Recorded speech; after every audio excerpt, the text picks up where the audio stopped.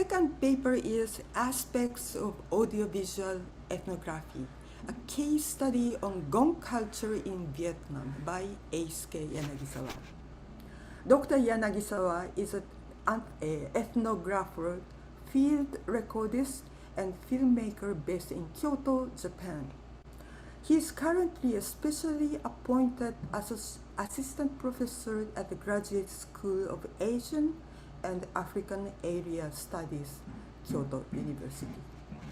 His research interests include the exploration of methodology of audiovisual fieldwork by experimenting documentation processes and sharing of the findings with stakeholders as well as the general public. Since 2006, he has focused on the project on Gong culture of ethnic minorities in the Central Highlands of Vietnam. Based on his research, he produced academic papers, books, ethnographic films, video works, installations, as well as field recordings, some of which are collaborative works with other researchers and artists. One of his ethnographic film, Tomb Abandonment Ceremony of the Jarai, in 2014, has been screened at film festivals and museums in several countries. His field recordings have been published on CD by many international recording labels and broadcast on TVs and radios in different countries, including Vietnam. His book, ベトナムの大地にゴングが響く in English titled Gong Resonate in the Land of Vietnam, won the Tanabe Hisao Prize of the Society for Research in Asiatic Music in 2020.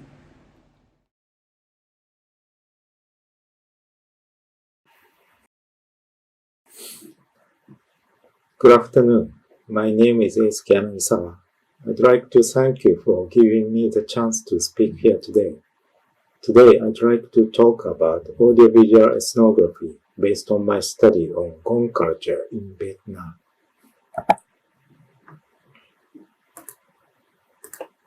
First, let's talk about ethnography. Ethnographic methods usually refer to qualitative research methods such as fieldwork, which are used to study cultures of specific groups or communities. Ethnographic research produces comprehensive descriptive study of cultures. In 1986, the book called Writing Culture, which was edited by James Clifford and George Marcus, criticized ethnographic representation. The wide-ranging discussion included many logical arguments. One of those arguments is that the discipline of ethnography and the facts it produces has been deeply questioned. Another important argument is that ethnography conceals the political and economic power relationships involved in its production. In the process of overcoming the crisis of representation, anthropology has incorporated various innovations and experiments that have emphasized collaboration and multivocality. Roughly speaking, these ethnographic approaches rely on text-based practice. In recent years, more collaborative and multivocal ethnographic approaches using the audio-visual media and the internet have been adopted. For example, hypermedia ethnography is an ethnographic approach that incorporates text, video, and audio using the internet.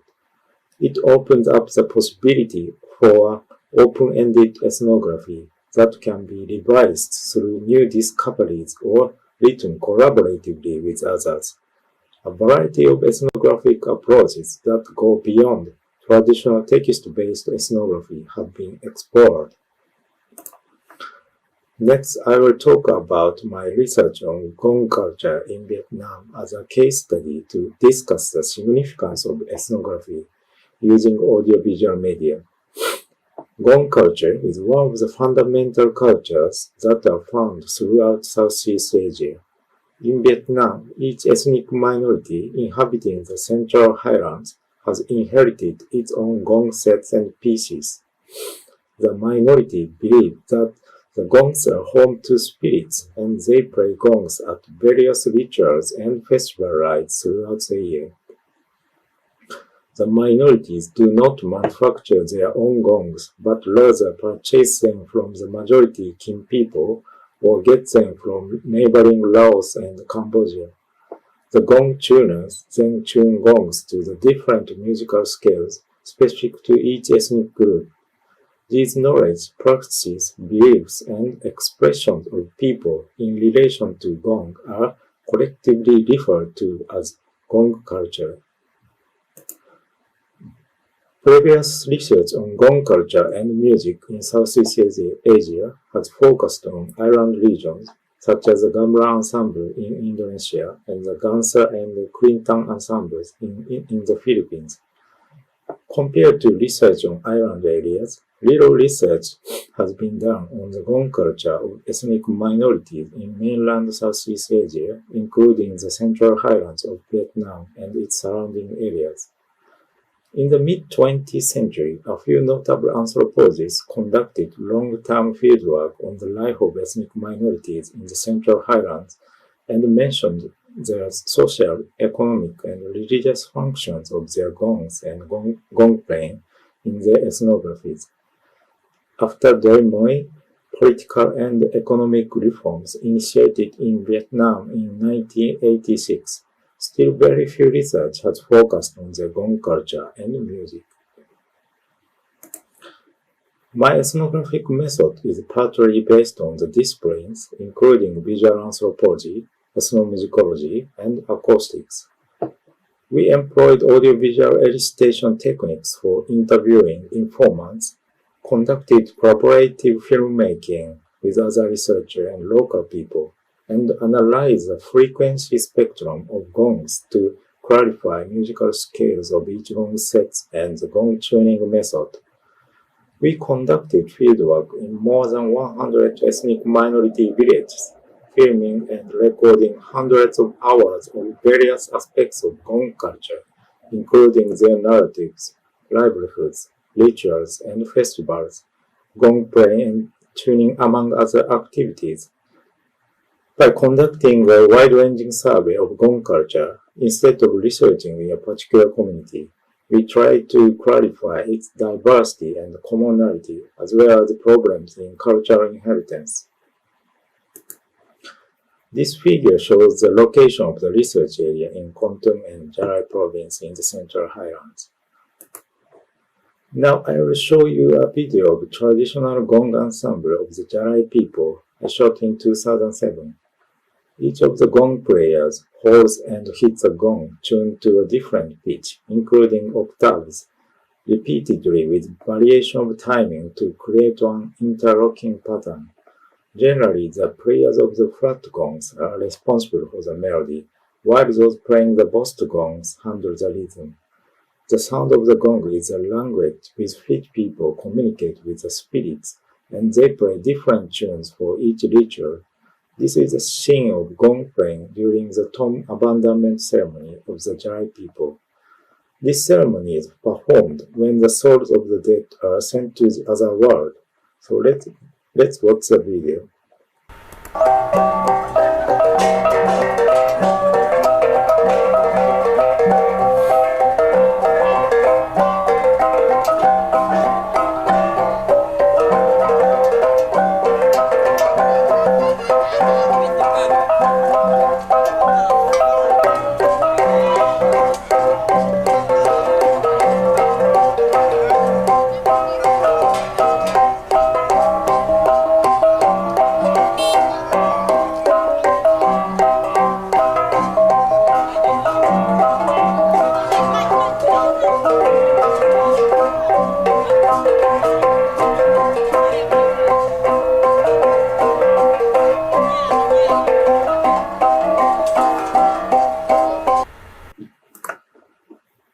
There is also a new type of gong ensemble that is said to have appeared around 1975.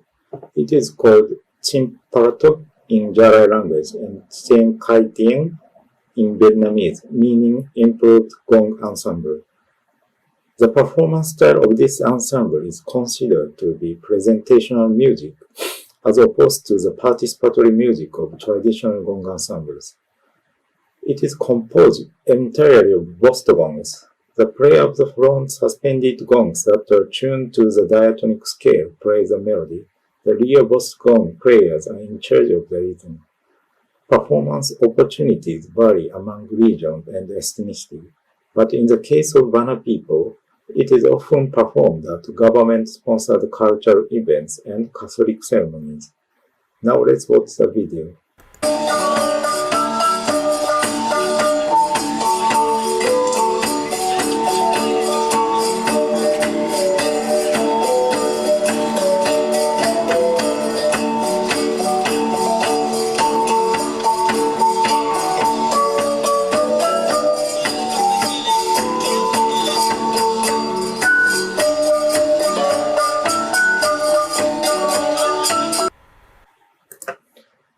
Here is another example of tradition being passed on with creative changes.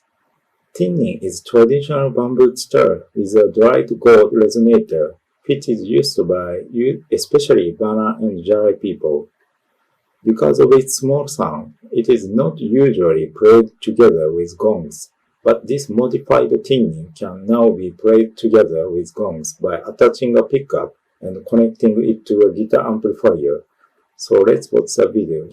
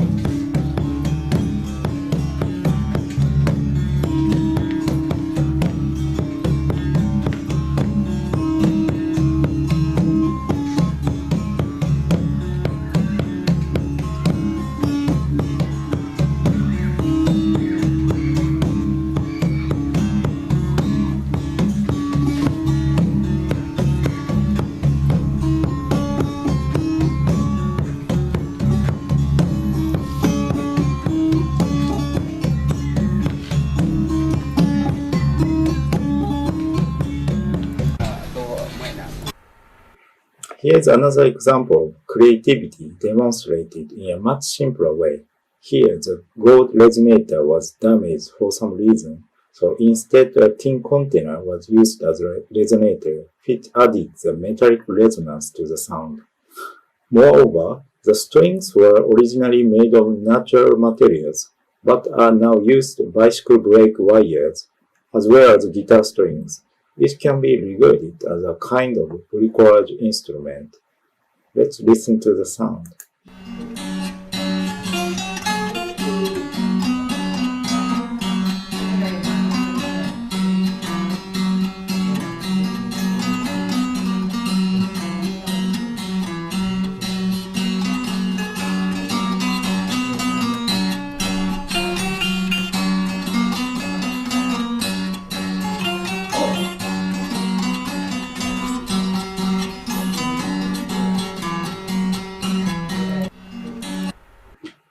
So let's move to gong tuning. Each gong set must be tuned to the appropriate scale and tone.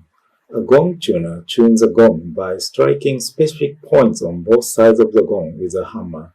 Today, the number of gong tuner is drastically decreasing, making it difficult to pass on the tuning technique to the next generation. This video shows gong tuning of a Jarai gong tuner. Let's watch the video.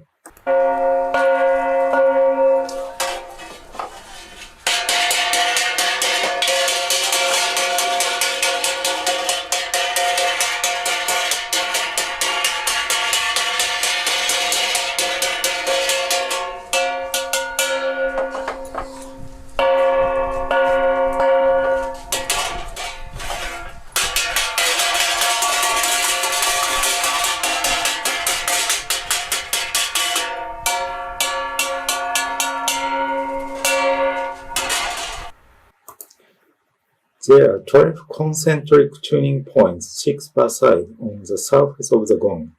The gong tuner tunes the gong without the use of electric tuner or tuning fork. The sound is simply determined by the tuner's ear.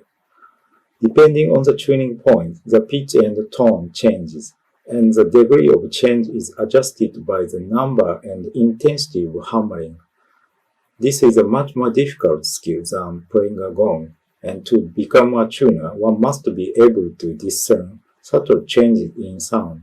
It is said that it takes decades to become a fully skilled tuner.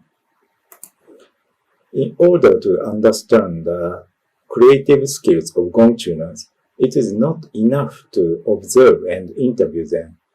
In addition to analyzing the narratives of the gong tuners, acoustic analysis will help us to understand the intentions of the tuning.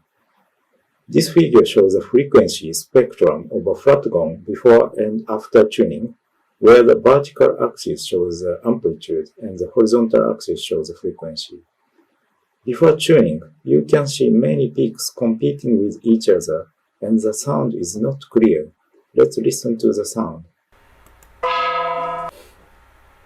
On the other hand, after tuning, the peaks were reduced to 2 and the sound became clearer, more distinct pitch, which was confirmed acoustically. Let's listen to the sound.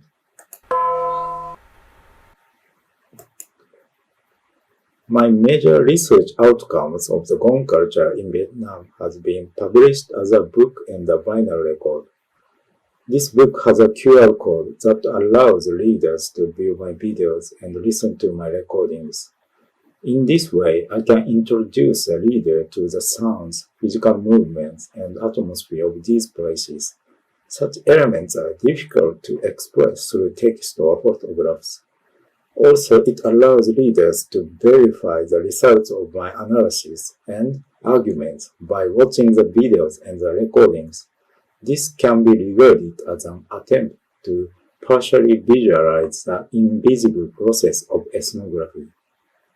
I see this method as a way of overcoming the crisis of representation that I mentioned earlier.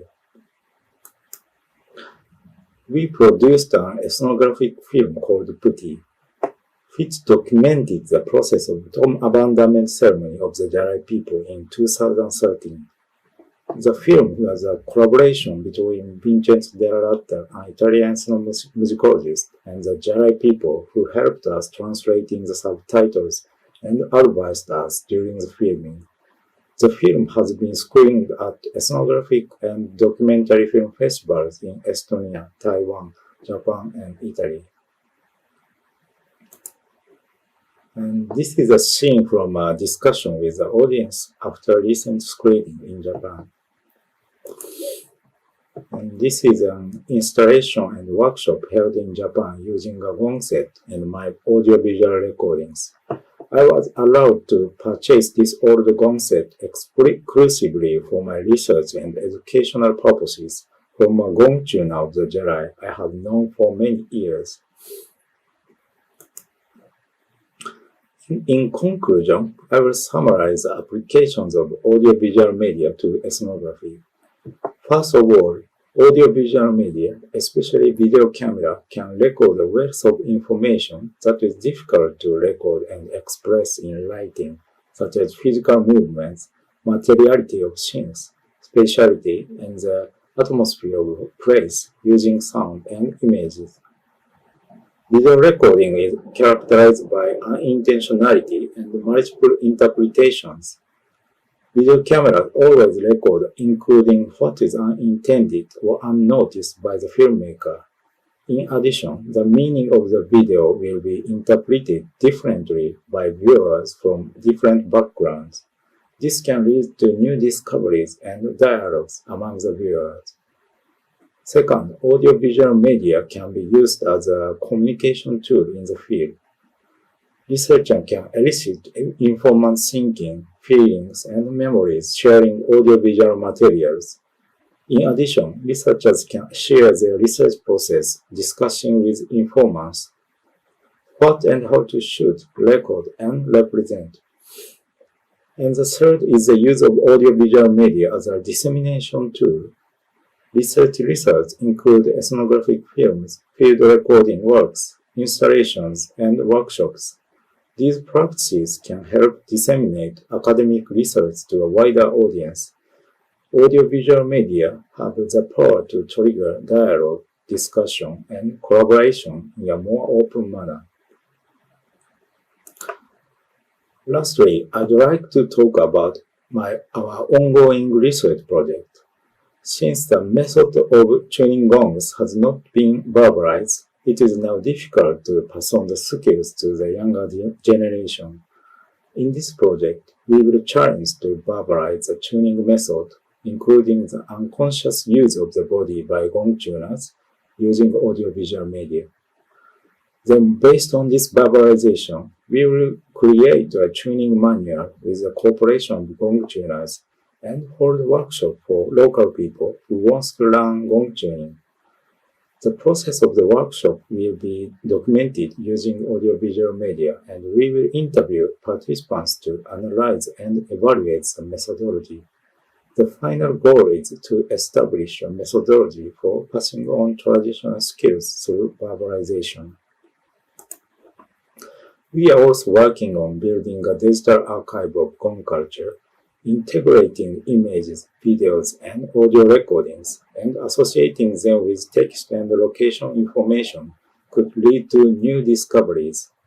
In addition, sharing this archive with the local community will help people, especially the younger generation, to learn traditional skills. In addition, by sharing the archive with researchers of Gong culture in other parts of Southeast Asia, we can lead to comparative and collaborative research that will clarify the dynamics and mutual influence of Gong culture across regions. Thank you very much for your listening.